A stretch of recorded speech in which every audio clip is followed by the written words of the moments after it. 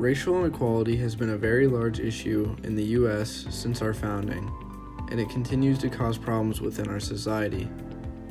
Specifically, in education, racial inequality seems to be affecting many schools, especially in the inner city. The American education system is a big perpetrator of this problem, with poor quality education for minorities leading to lower wealth, letting the cycle continue. If these injustices continue, our future could be in jeopardy due to many minority children not receiving a quality education. We are losing many great minds and future jobs every day due to the poor education that minority students often receive. Looking back on American history, we can see that the Brown versus Board of Education case was a pivotal point for this issue. Even with the Supreme Court deciding that segregation in American schools was not acceptable anymore in 1954, segregation still continued. Even for 10 years after the decision, some schools would not allow minority races to learn in their schools until laws were created, stating that they could not deny students education based on their race. Although many more minority students are receiving an education now, the schools that they attend are mainly made up of non-white students. According to the New York Times, schools that have primarily white students make $23 billion more than schools that have primarily non-white students. This is possible because schools in high poverty districts will receive less money because schools get their money from taxes. These taxes are lower for people in poverty, which in turn makes the schools not have enough money for proper supplies or qualified teachers. Without these two things, students will have a worse experience in education and are less likely to learn effectively. They are also less likely to become a teacher later on in life. Due to this, there's a serious lack of minority teachers in our education system. Racial inequality in education is a huge problem that needs more support to reform. Places like Finland have much more student cooperation within their school system, and America needs to reform like this. By spreading awareness for this issue, protesting, or doing service at schools in poverty, we can slowly start to fix this injustice.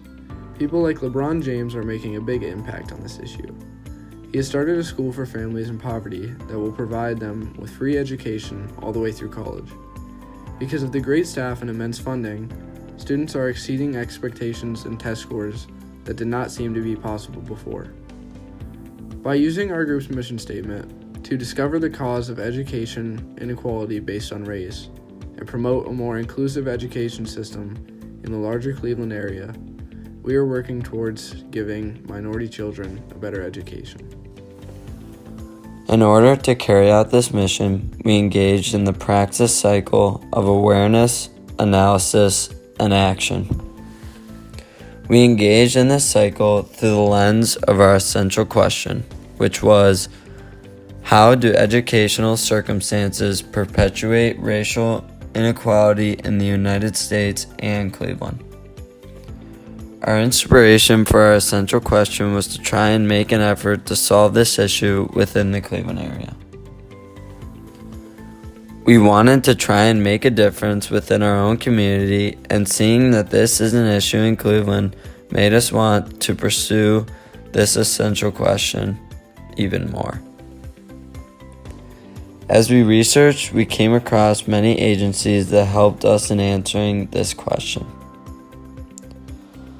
Some of these agencies were the NAACP, the National Association of the Advancement for Colored People, the Diversity Center of Northeast Ohio, the YWCA of Greater Cleveland, the Cleveland Neighborhood Project, and the PRISM, which is the Racial Equity Learning Lab. All of these places had the common goal of making everyone feel equal and good about themselves at the end of the day. Ultimately, we decided to interview individuals at two agencies. The first one at the Diversity Center of Northeast Ohio, and the second one at the YWCA Greater Cleveland. Then we decided to take action in the community by going to Mary Bethune Elementary School in Cleveland. Here we helped out in the classroom with Megan's aunt who teaches at this school. It was a great experience as we were able to see the difference in schooling in some areas of Cleveland and how it is extremely different from where we go to school. All of these steps in the case study were supported by some of the most shocking facts in our research. One being the Little Rock Nine and the struggle it was for them to desegregate schools. We also learned that the median white family has 41 times more wealth than the median black family and 22 times more wealth than the median Latino family. This piece of research shows that there is not only a struggle for African Americans, but it is sometimes out of their control because of where they are financially. We will now examine how racial inequality ties to the Catholic social teaching and Holy Cross charism. First of all, racial segregation threatens the Catholic social teaching theme of solidarity and the charism of inclusiveness.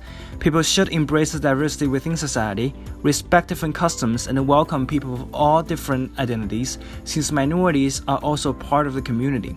However, racial segregation fails to live up to Holy Cross charism of inclusiveness and the Catholic social teaching theme of solidarity, since racial minorities are being isolated because of their skin color.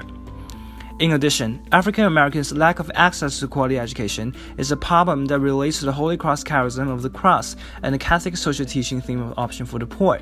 The society fails to provide a quality education for African Americans to thrive, which is an essential part for both social and economic success. African Americans in this case are vulnerable because their rights to quality education have been denied in many circumstances. Yet, the collective suffering of African Americans also relates to the Holy Cross charism of the cross, which states that God's providential hand is always at work in our lives, including times of hardship.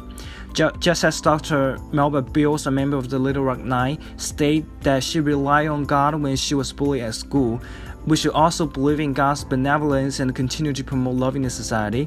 With the ratification of the No Child Left Behind Act, education inequality has been ameliorated. While it is not easy for racial minorities to endure the suffering caused by current education system, it is imperative to maintain optimism and endeavor intending to solve the education inequality based on race. Education inequality based on race is closely tied to urban poverty and injustice against African Americans. Mr. Brian Anthony, one of our interviewees, offers some unique insights as an African American teacher who is actively working to promote diversity at schools. As a Gilmore alumnus and a public school teacher, Anthony understands the importance of quality education. He argues that education inequality aggravates the poverty in the city, which is itself an injustice.